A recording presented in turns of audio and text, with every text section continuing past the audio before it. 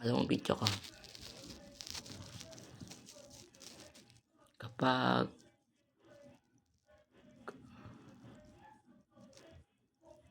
konsunada nyo o kagustuhan nyo na maging with honor, bagamat ako ay top lamang sa overall na subject, ang magiging payo ko lamang sa inyo ay seryosohin nyo ang inyong maestro at maestra upang makuha nyo ng buo ang tinuturan nila. Hindi kayo malilito, hindi kayo magtatanong. Talagang buong buo ang inyong pagkakaunawa sa lahat ng pinag-aralan nyo na dinaanan nyo kasi pinag-aralan nyo. At kapag dumating yung test, dapat basahin ng maigi, unawain. Ibase mo yung options sa inyong pinagdaanan na lahat ng aralin. Ibase mo dun sa test. Yung tanong ibase mo sa iyong kaalaman o sa iyong natutuhan sa lahat ng aralin. Dapat lahat ng pinapagawa o lahat ng gawain ay matataas yung score upang maging with honors.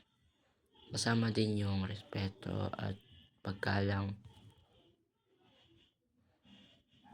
Dapat talaga mag-aral ng maigi sapagkat hindi makakamtan kung hindi rin dumaan sa hilahil.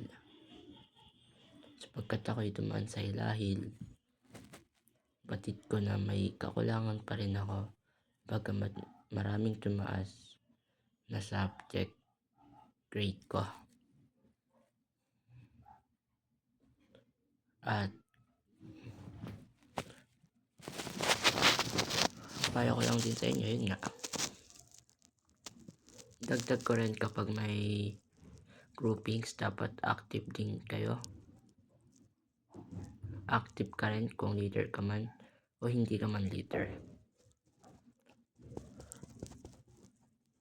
Kapag sinabing leader kasi, ibig sabihin nun, ikaw yung magpapaliwanag o maaaring sila yung magpapaliwanag, ikaw naman yung magbibigay ng iyong pagkaunawa sa teksto.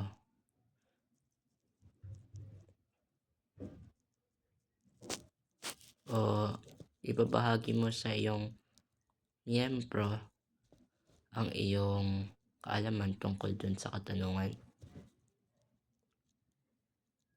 Halimbawa, ano ang iyong halimbawa ng awiting bayan?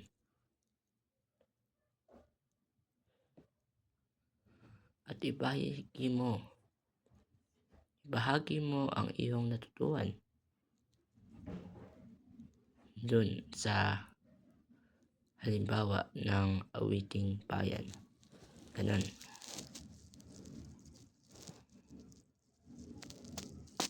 Tulungan ang maestro o maestra kapag nangangailangan sila ng tulong at bigyan sila ng great. Halimbawa, good morning, magandang araw po sa inyo. Naway kayo ay masaya sa pagtuturo sa ating paaralan na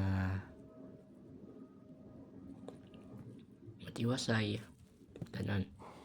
Lamang, paalam.